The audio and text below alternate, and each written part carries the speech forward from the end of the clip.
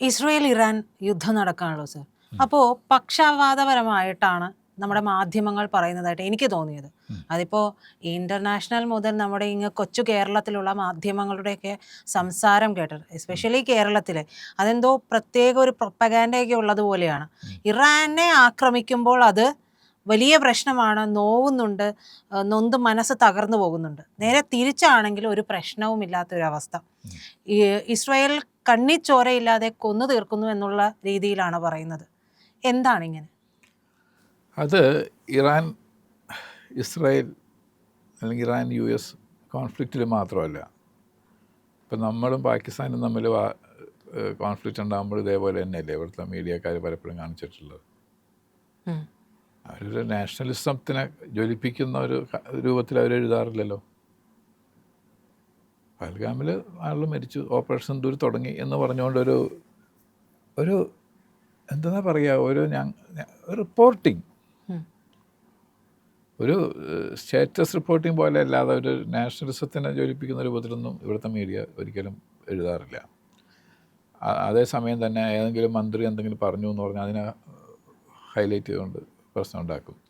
അപ്പോൾ അതുകൊണ്ട് ഇപ്പോൾ ഇസ്രായേലിൻ്റെ ഇഷ്യൂ വരുന്ന സമയത്തും സംഗതി ഇതാണ്. അപ്പോൾ എന്താ കാര്യം എന്ന് വെച്ചാൽ പല ആൾക്കാർക്കും ഈ അനാർക്കി കണ്ട് സന്തോഷിക്കാൻ ആൾക്കാർക്ക് ഇഷ്ടമാണ്. അത് കൊണ്ടുവരാൻ താല്പര്യപ്പെടുന്നവരുണ്ട്. അങ്ങനെയുണ്ട്. അത് ഏത് സ്ഥലത്തും കാണാം. ഒരു ലോക്കൽ അസോസിയേഷനിൽ പോലും ഇങ്ങനത്തെ ആൾക്കാരെ ഞാൻ കാണാറുണ്ട്. അത് ഞാൻ പെട്ടെന്ന് അതിൻ്റെ ഒരു ഉദാഹരണം പറയാം. എൻ്റെ മോൻ പഠിക്കുന്ന സ്കൂളിൽ PTA ജനറൽ ബോഡി കൂടിയിട്ട് PTA ആൾക്കാരെ തിരഞ്ഞെടുക്കുന്ന ഇലക്ഷൻ വരുമ്പോൾ തലേ പ്രാവശ്യത്തെ റിപ്പോർട്ട് സെക്രട്ടറി ആയിട്ടുള്ള ടീച്ചർ വായിക്കുന്നു. അപ്പോൾ ചായ, വട എന്നൊക്കെ പറഞ്ഞ് കണക്കുകൾ പറഞ്ഞു എക്സ്പെൻസിൻ്റെ. അപ്പോൾ ഒരു തമിഴ്നാട്ടുകാരൻ്റെ ഒരാൾ, അത് ഞങ്ങൾക്കും അറിയില്ല, അയാൾ അപ്പം കുട്ടിയെ ചേർത്തേക്കാണ്. അയാൾ എനിറ്റെന്ന് പറഞ്ഞു, എത്ര വട എത്ര ചായ എന്ന് കൃത്യമായിട്ട് പറഞ്ഞു എന്ന് പറഞ്ഞു. അപ്പോൾ ടോട്ടലല്ലേ പറഞ്ഞുള്ളൂ. അപ്പോഴേക്കും കുറേ പേര് കൈയടിച്ച് അയാൾ പ്രോത്സാഹിപ്പിച്ചു. അത് കഴിഞ്ഞ് പിന്നെ ആളുകളെ ഒരാൾ നോമിനേറ്റ് ചെയ്യണം, വേറെ ആൾ സെക്കൻഡ് ചെയ്യണം. അങ്ങനെയാണ് അതിൻ്റെ ഇലക്ഷൻ്റെ രീതി. അങ്ങനെയാണ് സ്കൂളിൽ. ഇയാളുടെ പേര് കയറി പറഞ്ഞു ആൾക്കാർ, ഈ മനുഷ്യൻ്റെ പേര് പറഞ്ഞു. അപ്പോൾ ഇയാൾ അന്ന് വേറെ, ഞാൻ ഒറ്റ സിമ്പിളായിട്ടൊരു എക്സാമ്പിൾ പറഞ്ഞു. കുറേ കുഴപ്പങ്ങളൊന്നും ഉണ്ടാക്കിയിരുന്നു ആ മീറ്റിങ്ങിൽ. അതിൽ ഒന്ന് ഏറ്റവും ഓർക്കാൻ എളുപ്പമുള്ള ഞാൻ പറഞ്ഞു, എനിക്ക് ഓർമ്മയുള്ള പലതുമുണ്ട്. അപ്പോൾ ഞാൻ ഈ ആൾക്കാരോട് ചോദിച്ചു, നിങ്ങൾ എന്തുകൊണ്ടാണ് അയാളുടെ പേര് പറഞ്ഞു? പേഴ്സണലി ഞാൻ ചോദിച്ചു. എനിക്ക് അവരെ പേഴ്സണലായിട്ട് ആരും പരിചയമുള്ളവരാ, ഞാനും ഉണ്ടാക്കാൻ പറ്റിയത്.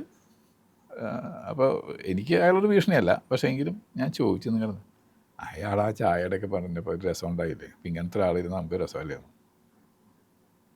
പിന്നെന്ന് വെച്ചാൽ ആ ഒരു വർഷം ഇയാൾ മീറ്റിംഗ് എല്ലാം ഇയാൾ അലങ്കോലമാക്കുമായിരുന്നു. അപ്പോൾ അതാണ് ഞാൻ പറഞ്ഞത്, ഈ അനാർക്കി പോലത്തെ കാര്യങ്ങൾ ഉണ്ടാവുന്ന കാണാനായിട്ട് രസിക്കുന്ന ഒരാൾക്കാരുണ്ട്. ഇപ്പോൾ നമ്മുടെ നാട്ടിൽ തന്നെ അനാർക്കി ഉണ്ടാവാൻ ആഗ്രഹിക്കുന്ന മീഡിയക്കാരില്ലേ? ഉറപ്പായിട്ടുണ്ട്. ഇപ്പോൾ CIA സമരം നടക്കുന്ന സമയത്ത് എൻ്റെ പിന്നിൽ ഇതാ കാണുന്നു, ഒരു മോസ്ക് കത്തിക്കൊണ്ടിരിക്കുന്നു എന്ന് പറഞ്ഞ മലയാളം ചാനലുകാരനുണ്ട്. അവിടെ മോസ്കും കത്തിയിട്ടൊന്നും ഉണ്ടായില്ല. പിന്നെ പേരെ കൊന്നു, യൂണിവേഴ്സിറ്റിയിൽ കുറേ പേരെ കൊന്നു എന്ന് പറയാൻ ഇവിടെ മയ്യത്ത് നിസ്കാരം നടക്കുക, അങ്ങനെ ആൾ മരിച്ചിട്ടില്ല. അപ്പോൾ അതിൻ്റെ പേരിൽ അനാർക്കി ഉണ്ടാവുമ്പോൾ എനിക്കൊരു സന്തോഷം. ഞാൻ കാരണം ഒരു കുറേ അടിപിടിയൊക്കെ നടന്ന് കുറച്ച് പേര് മരിച്ചു, എനിക്ക് കുറേ തീ വെച്ചു, ഞാനാണ് അതിൻ്റെ ആൾ എന്ന് പറയുമ്പോൾ എനിക്ക് വളരെ മേപ്പോട്ട് വയ്ക്കാനുള്ളൊരു സന്തോഷം. അത് വേൾഡ് വൈഡായിട്ട് ഈ രോഗമുണ്ട് ആൾക്കാർക്ക്, അനാർക്കി സൃഷ്ടിക്കാനായിട്ട്. ഇപ്പോൾ ഞാൻ US എൻ്റെ ഒരു ഫ്രണ്ട് പറഞ്ഞു, നമ്മൾ കൊറോണ വന്ന സമയത്ത് മാസ്ക് വയ്ക്കണം, പിന്നെ ഡിസ്റ്റൻസ് കീപ്പ് ചെയ്യണം എന്നൊക്കെ പറഞ്ഞിട്ടുണ്ടായിരുന്നല്ലോ. എത്ര അടിയോ എന്തോ.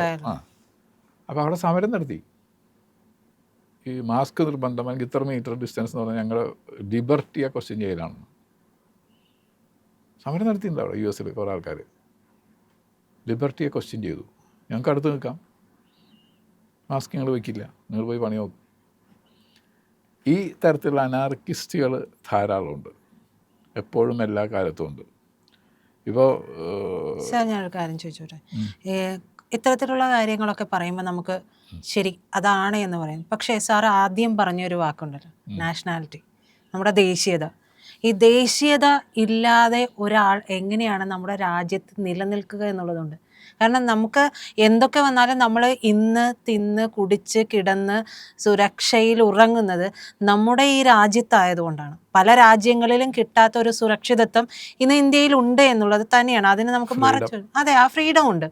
അതുകൊണ്ടാണല്ലോ ഈ ഒരു വാർത്ത ചെയ്യാനും ആ സർക്കാരിൻ്റെ അല്ലെങ്കിൽ ഏതൊരു സർക്കാരുമായിക്കോട്ടെ ആ സർക്കാരിൻ്റെ ഒക്കെ സൈന്യത്തിൻ്റെ ഒക്കെ കുടക്കീഴിൽ നമ്മൾ സുഖമായിട്ട് കിടന്ന് ഉറങ്ങുന്നുണ്ട്. പല രാജ്യത്തും ഇപ്പോൾ കാണുന്നത് അതല്ല. അപ്പോൾ ഈ ദേശീയതയെ ലക്ഷ്യമിട്ടുള്ള കാര്യം വരുമ്പോൾ അത് മനഃപൂർവ്വമായിട്ട് അത് പണത്തിന് വേണ്ടി മറച്ചു വയ്ക്കുന്നതാണ്. നല്ലൊരു പരിധിവരെ പണത്തിന് വേണ്ടിയാണ്. ഈ ദേശീയതയെ എതിർത്തുകൊണ്ട് പല പ്രൊപ്പഗാൻഡയും ചെയ്യുന്നവരെല്ലാവരും പെയ്ഡ് ഫ്രം സം സോഴ്സസ്, ഒരു സംശയം വേണ്ട. പിന്നെ വേറെ ചില ആൾക്കാർക്ക് നാഷണലിസത്തിൻ്റെ എതിർത്താൽ ഞാനെന്തോ വലിയ ആളായെന്നൊരു തോന്നലുണ്ട്. ഒരു പ്രശസ്തനായ ഒരു മലയാളം നോവലിസ്റ്റ് മരിച്ചു പോയതുകൊണ്ട് ഞാൻ പേര് തൽക്കാലം പറയുന്നില്ല. അദ്ദേഹത്തിന് ഒരു കോളം ഉണ്ടായിരുന്നു ഒരു മലയാളം വീക്കിലിയിൽ. I am talking about 1981. അപ്പോൾ ആ കോളത്തിലൊരു സദ്യ എഴുതി, ഇന്ത്യയും പാകിസ്ഥാനും എന്തോരം കോടി രൂപയാണ് ഈ ആയുധത്തിനൊക്കെ കണ്ട് ചിലവാക്കുന്നത്, ഇതൊക്കെ ഉണ്ടെങ്കിൽ ആൾക്കാർക്ക് ഭക്ഷണം കൊടുത്തുവിടുന്നു. അത് എഴുതിയതാണ്. ഓക്കെ, ഇന്ത്യയിൽ നിന്ന് അയക്കുന്നത് എഴുതാൻ പറ്റും. പാകിസ്ഥാനിലൊരു ആണെന്ന് എഴുതണമെങ്കിൽ അയാളുടെ അവസ്ഥ എന്താ? അപ്പോൾ ഇന്ത്യയുടെ ഡിഫൻസും സെക്യൂരിറ്റിയും സേഫ്റ്റിയും ഇല്ലാതെ ഈ മനുഷ്യന് നിലനിൽപ്പുണ്ടോ? ഞാൻ എത്ര വലിയ ബുദ്ധിജീവിയായിരുന്നു.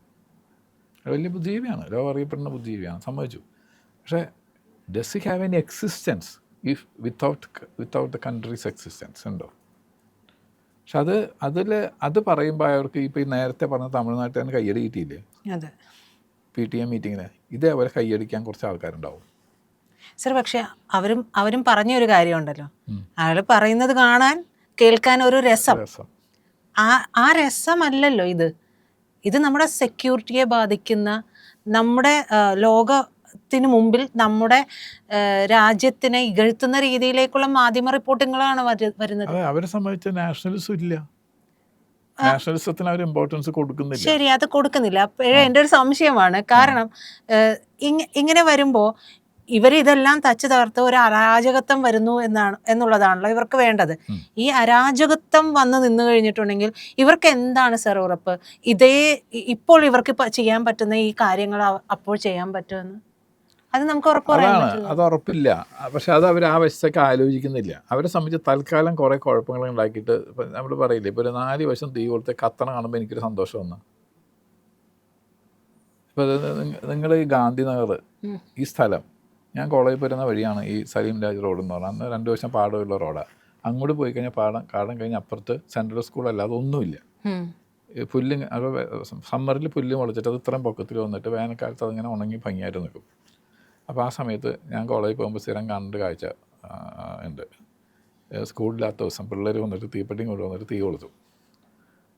അപ്പോൾ ഈ പുല്ലിങ്ങനെ കത്തിങ്ങനെ തീ ഇങ്ങനെ ഒരു എന്താ പറയുക, ഒരു വലിയൊരു പോണ്ട് ഓഫ് ഫയർ എന്ന് നമുക്ക് പറയാം, വലിയൊരു കുളം പോലെ ഇങ്ങനെ തീ ഇങ്ങനെ കത്തിക്കടന്നുമ്പോൾ കാണുമ്പോൾ രസം പിള്ളേർക്ക്. അത് അതിൽ നിന്ന് വേറൊരു വീട് കത്തുകയോ അല്ലെങ്കിൽ ഇവർക്കൊരാൾക്ക് തീ എന്തെങ്കിലും പറ്റും. നന്നായി ചെയ്ത ആൾക്കാരൊക്കെ ഇപ്പോൾ 10, 55, 60 വയസ്സായ ആൾക്കാരായിരിക്കാം അന്ന് ചെയ്ത കുട്ടികൾ. ഇന്നിപ്പോൾ അവരുടെ പിള്ളേർ ചെയ്ത് അവർ സമ്മതിക്കില്ല. അപ്പോൾ അതേപോലത്തെ മനസ്ഥിതിയുണ്ട് എല്ലാ കാര്യത്തിലും. ഒരു അനാർക്കി സൃഷ്ടിച്ച് അത് ഞാനാണ് അങ്ങനത്തെ ഒരു സംഭവം, എൻ്റെ ഭാഗത്ത് ഞാനാണ് അതിൻ്റെ ഒറിജിനേറ്റർ എന്ന് പറഞ്ഞ് എനിക്കൊരു സന്തോഷം. ഒരു അനാർക്കി ഉണ്ടാക്കുന്ന ഒരു വിഷയം ഉണ്ടാക്കിയാൽ അത് ആ ഒരു സന്തോഷമാണ്. അത് ഞാൻ മറ്റേ ആളുടെ കാര്യം പറഞ്ഞത്, തമിഴ്നാട്ടുകാരൻ്റെ കഥ പറഞ്ഞ അതിന് വേണ്ടിയിട്ടാണ്. അപ്പോൾ അതിന് വേണ്ടിയിട്ട് എന്തെല്ലാം ലോസ് ഉണ്ടായാലും അവർ വിചാരിക്കുന്നത് എനിക്ക് ലോസ് ഇല്ലല്ലോ, ഇനി നാളെ അത് മാറി വരുമ്പോഴല്ലേ അപ്പോൾ ഞാൻ അവരോട് നിൽക്കാം. Somebody will be at the helm of the face അല്ലേ. ഇപ്പോൾ ഒരു അനാർക്കി വന്നാൽ ആരെങ്കിലും ഉണ്ടാവുമല്ലോ അതിൻ്റെ ടോപ്പ്. അന്ന് ഞാൻ അയാളോട് വന്നാൽ പോരെ, അപ്പോൾ ഞാൻ സേഫായില്ലേ എന്നവർ ചിന്തിക്കുന്നു. സർ, അതുപോലെ തന്നെ നമ്മുടെ പൊളിറ്റീഷ്യൻസ് ഒക്കെ ആണെങ്കിലും നമുക്കറിയാം ന്യൂസ് ക്ലിക്കുമായി ബന്ധപ്പെട്ടിട്ടുള്ള വിഷയം, അതുപോലെ കട്ടിംഗ് സൗത്ത് എന്ന് പറയുന്ന ഒരു വലിയ രീതിയിലുള്ള ആശയ പ്രചാരണം ഇവിടെ നടക്കുന്നുണ്ട്. അപ്പോൾ ആ കാര്യങ്ങളെല്ലാം നടക്കുന്നുണ്ട്. അപ്പോൾ ഇതുമായി ബന്ധപ്പെട്ട് പൊളിറ്റീഷ്യൻസിന് ചോദ്യം ചെയ്തിട്ടുള്ളത് ഒക്കെ ഉള്ളത് ഇപ്പോൾ പ്രബീർ പുർക്കായസ്ഥയുടെയൊക്കെ കാര്യം നമുക്ക് അറിയാം. അപ്പോൾ അത്തരത്തിലുള്ള ആളുകൾ ഉള്ളപ്പോൾ കേന്ദ്രത്തിന് ഇതിനൊരു നിയന്ത്രണം കൊണ്ടുവരാൻ സാധിക്കില്ല. അതങ്ങനെ ഇൻ്റർനാഷണലായിട്ട് വലിയൊരു മീഡിയ അറ്റാക്ക് നടക്കുന്നുണ്ട് ഭാരതത്തിലെ സിസ്റ്റത്തിനെതിരായിട്ട്. അപ്പോൾ അതിനിടയ്ക്ക് ചോദിച്ചൊരു ചോദ്യം, ഇന്ത്യ ഗവൺമെൻറ് എന്തെങ്കിലും ചെയ്യാൻ പറ്റില്ല എന്നതാണ്. നമ്മുടെ ഒരു പ്രശ്നം എന്ന് വെച്ചാൽ, നമ്മൾ ഡെമോക്രാറ്റിക് കൺട്രിയാണ്, നമ്മൾ കോൺസ്റ്റിറ്റ്യൂഷനാണ് നമ്മളെ ഏറ്റവും വലിയ കാര്യം. നമ്മൾ പിന്നെ എല്ലാ കാര്യങ്ങളും സബ്ജക്റ്റ് ടു ജുഡീഷ്യറീസ് സ്ക്രൂട്ടിനി. അപ്പോൾ ഓരോ കാര്യങ്ങൾക്കും നിയമത്തിൻ്റെ വഴിയിൽ കൂടെ നമുക്ക് ഗവൺമെൻറ് സഞ്ചരിക്കാൻ പറ്റുള്ളൂ. നമ്മൾ അതിൽ നിന്ന് മാറി സഞ്ചരിച്ചൊരു കാലം നമുക്കുണ്ടായത് എമർജൻസി കാലത്താണ്. നിയമം, ജുഡീഷ്യറിയും കോൺസ്റ്റിറ്റ്യൂഷനൊക്കെ പോയി പണി നോക്കട്ടെ, എനിക്ക് ഇഷ്ടമുള്ള ഞാൻ ചെയ്യും എന്നുള്ള ഒരവസ്ഥ. പിന്നീട് ഒരു ഗവൺമെൻറ്റിനും അതേപോലത്തെ ഒരു പാത പിന്തുടരാൻ പറ്റില്ല. അത് തെറ്റുകൾ അവർ ധാരാളം ചെയ്തിട്ടുണ്ടാവും, തെറ്റായ നടപടികൾ ചെയ്തിട്ടുണ്ടാവും, തെറ്റായ ആൾക്കാരെ പ്രോത്സാഹിപ്പിച്ചിട്ടുണ്ടാവും, അഴിമതി നടത്തിയിട്ട് അതൊക്കെ ഉണ്ടാവും. പക്ഷേ കോൺസ്റ്റിറ്റ്യൂഷനെയും ജുഡീഷ്യറിയെയും വലിച്ചെറിഞ്ഞുകൊണ്ടുള്ളൊരു പാത സ്വീകരിക്കാനായിട്ട് പിന്നീട് സാധിച്ചിട്ടില്ല നമ്മുടെ നാട്ടിൽ. അപ്പോൾ നമുക്കിപ്പോൾ സെൻട്രൽ ഗവൺമെൻറ്റും ആ ഒരു പാതയിലേ പോകാനായിട്ട് കഴിയുള്ളൂ.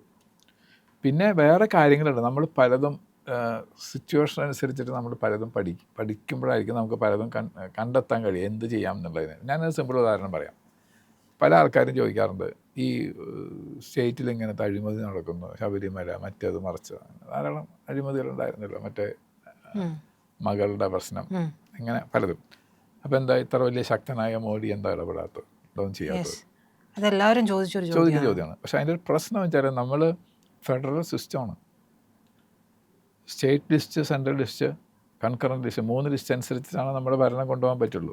ഇപ്പോൾ സ്റ്റേറ്റ് ലിസ്റ്റിൽ എന്ന് പറഞ്ഞാൽ ലോ ആൻഡ് ഓർഡറും അതുപോലത്തെ കാര്യങ്ങളുടെ സ്റ്റേറ്റ് ലിസ്റ്റ് ആണത്. സെൻട്രൽ ഗവൺമെൻറ് ഇപ്പോൾ ഒരു മിലിറ്ററി ഇറക്കണമെങ്കിൽ ഇവിടുത്തെ ചീഫ് സെക്രട്ടറി ആവശ്യപ്പെടണം. അല്ല മിലിറ്ററി ഇറക്കാൻ പറ്റില്ല, എന്തെങ്കിലും കുഴപ്പമുണ്ടായിരുന്നു. ഇപ്പോൾ ഗുജറാത്ത് കലാപം നടന്ന സമയത്ത് Modi demanded the military support. ഇപ്പോൾ മിലിറ്ററി പിറ്റേ ദിവസം വന്നു, അതിനടിച്ചമർത്താൻ പറ്റി. ഇവിടുത്തെ അതുപോലെ ഇപ്പോൾ ശബരിമല എന്ന് പറഞ്ഞാൽ ആ കാര്യം സെൻട്രൽ ലിസ്റ്റിൽ വരുന്നില്ല. അതുപോലെ പല കാര്യങ്ങളും അങ്ങനെയാണ്. സ്റ്റേറ്റ് പരിമിതികളുണ്ട്. പക്ഷേ നമ്മുടെ അന്നത്തെ കോൺസ്റ്റിറ്റ്യൂഷൻ ഫോർമുലേറ്റ് ചെയ്ത കാലത്ത് ഇതേപോലത്തെ പ്രശ്നങ്ങൾ അവർ ചിലപ്പോൾ എൻവിസേജ് ചെയ്തിട്ടില്ലായിരിക്കാം. കാരണം സ്വാതന്ത്ര്യ സമരം കഴിഞ്ഞൊരു കാലമല്ലേ. അപ്പോൾ എല്ലാവരും ഒരു രാജ്യസ്നേഹത്തിൻ്റെ ഒരു അന്തരീക്ഷത്തിലാണല്ലോ നമ്മുടെ രാജ്യം പിറവിയെടുക്കുകയല്ല, നമ്മുടെ രാജ്യം സ്വതന്ത്രമായിട്ടൊരു അന്തരീക്ഷത്തിലോട്ട് വരുന്നത്. 47 അത് കഴിഞ്ഞ് 50 എന്ന് പറയുമ്പോഴും നമ്മുടെ ആ സ്വാതന്ത്ര്യ സമരത്തിൻ്റെ സ്പിരിറ്റ് അപ്പോഴും നമ്മുടെ ആളുകളുടെ മനസ്സിലുണ്ട്. എല്ലാവരും രാജ്യത്തിന് അനുകൂലമായിട്ട് രാജ്യസ്നേഹികളാണ്, അങ്ങനെ സ്പിരിറ്റ്.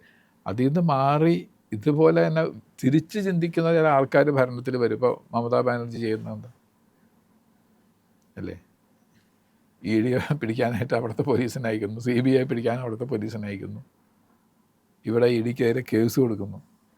കേരളത്തിൽ അങ്ങനെ ധാരാളം കാര്യങ്ങൾ സംഭവിക്കുന്നു. അപ്പോൾ നമ്മുടെ ഇന്ന് നിലവിലുള്ള നമ്മുടെ കോൺസ്റ്റിറ്റ്യൂഷൻ്റെ സിസ്റ്റത്തിനനുസരിച്ച് നമ്മുടെ ഗവൺമെൻറ് മുന്നോട്ട് പോകാൻ പറ്റുള്ളൂ. അപ്പോൾ ഈ മീഡിയയുടെ ഈ കാര്യങ്ങളിലും whether it is from abroad or from within the country, both from within and without, ഈ 2 സംഭവം നടക്കുന്ന സമയത്തും നമുക്ക് നിലവിൽ ഈ രാജ്യത്തിൻ്റെ എന്താ പറയുക റൂൾ ഓഫ് ദ ലാൻഡ് അതിനെ ബേസ് ചെയ്തുകൊണ്ട് നടപടികൾ എടുക്കാൻ കഴിയുള്ളൂ. Whether legal or police or what ever action. അപ്പോൾ അത് ഒരു ജനാധിപത്യത്തിൻ്റെ പല സ്വാതന്ത്ര്യങ്ങളും അനുഭവിക്കുമ്പോൾ അതിൻ്റെ ഇപ്പോൾ രാത്രി ഉണ്ടായ പകലുണ്ട്, പകലുണ്ടെങ്കിൽ രാത്രി എന്ന് പറഞ്ഞ പോലെ നമുക്ക് ഇതിൻ്റെ ചില ഡീമെറിറ്റ്സും കൂടി ഉണ്ടാവും. ആ ഡീമെറിറ്റ്സ് ആണോ എന്ന് നമുക്ക് പറയാൻ പറ്റില്ല. അതിൻ്റെ ചില വിഷമമുള്ള ചില സംഗതികൾ നമ്മൾ സഫർ ചെയ്യേണ്ടി വരും. It is for a big cause, that is democracy. ഇതിന് വേണ്ടിയിട്ട് നമ്മൾ ഡെമോക്രാറ്റിക് പാത്ത് ഉപേക്ഷിച്ചിട്ട് ഒരു ഗവൺമെൻറ് വർക്ക് ചെയ്യാൻ തുടങ്ങിക്കഴിഞ്ഞാൽ ദെൻ അവർ ഡെമോക്രസി സച്ച് പെറിൽ, ഡെമോക്രസി ഇല്ല. അപ്പോൾ അതൊന്നും നമുക്ക് പറ്റില്ലല്ലോ. We want democracy at any cost. അപ്പോൾ ഇങ്ങനത്തെ ചില കാര്യങ്ങൾ, പിന്നെ ജനങ്ങളുടെ ഒരു വികാരമാണ് ഇതിനെതിരായിട്ട് ഉയർന്നു വരേണ്ടത്. ആഫ്റ്റർ ഓൾ ജനത്തിൻ്റെ ജോലി വോട്ട് ചെയ്യൽ മാത്രമല്ല, തെറ്റുകൾക്കെതിരെ പ്രതികരിക്കാനായിട്ട് ജനങ്ങൾ തയ്യാറായി കഴിഞ്ഞാൽ എത്ര വലിയ തെറ്റുകളെ നമുക്ക് കറക്റ്റ് ചെയ്യാം. ഇപ്പോൾ അടിയന്തരാവസ്ഥ പോലുള്ള ഇത്ര വലിയൊരു ഫാസിസ്റ്റ് നടപടിയെ തിരുത്താനായിട്ട് ഇവിടുത്തെ ജനങ്ങൾക്ക് കഴിഞ്ഞ വോട്ട് കൊണ്ട് മാത്രമല്ലല്ലോ. Because I was very much involve in underground movement from the day 1 to the last day അതിനെതിരായുള്ള പ്രവർത്തനത്തിൽ. അപ്പോൾ എനിക്കതറിയാം. നമ്മൾ ഈ ഇലക്ഷൻ വരെയുള്ള ഇലക്ഷനുള്ള സാഹചര്യം തന്നെ, ആൾക്കാർക്ക് വോട്ട് ചെയ്യേണ്ട സാഹചര്യം വരെ സൃഷ്ടിക്കാനായുള്ള പ്രവർത്തനം നിശബ്ദമായിട്ട് അണ്ടർഗ്രൗണ്ടിൽ കൂടി നടന്നു throughout the country and abroad. Subramanya സ്വാമിയെ പോലുള്ളവരൊക്കെ പുറത്തൊക്കെ പോയിട്ട് അത്ര പ്രചരണങ്ങൾ നടത്തിയിട്ടുണ്ടായിരുന്നു. അപ്പോൾ ഈ തരത്തിലുള്ള പ്രവർത്തനങ്ങൾ ജനങ്ങളെ സംബന്ധിച്ച് പറയണമെങ്കിൽ തെറ്റായ പ്രവണതകൾക്കെതിരെ ജനങ്ങളും പ്രതികരിക്കാൻ തുടങ്ങണം. അപ്പോൾ പലപ്പോഴും സംഭവിക്കുന്നില്ലല്ലോ, ഇപ്പോൾ നമ്മളിപ്പോൾ സാധാരണ ഒരു ആവറേജ് മനുഷ്യനോട് സംസാരിക്കുന്നത് ഇതൊക്കെ രാഷ്ട്രീയം എന്ന് പറയും, വലിയവർ പോലും പറയും. എൻ്റെ ഒരു സിമ്പിൾ ഉദാഹരണം ഞാൻ പറഞ്ഞുതരാം. ഒരു വർഷം പറഞ്ഞ ഐഡൽ ബ്രേക്കിംഗ് എന്ന് പറയുന്ന പോലെ തന്നെ ഞാൻ പറയാൻ പോകുന്നത്. ഈ നമ്മുടെ റിച്ചാർഡ് ആറ്റൻബറോൻ്റെ ഫിലിം വന്നല്ലോ, ഗാന്ധിജി ഫിലിം വന്നു. അപ്പോൾ ആ ഫിലിം വന്ന സമയത്ത് ഒരു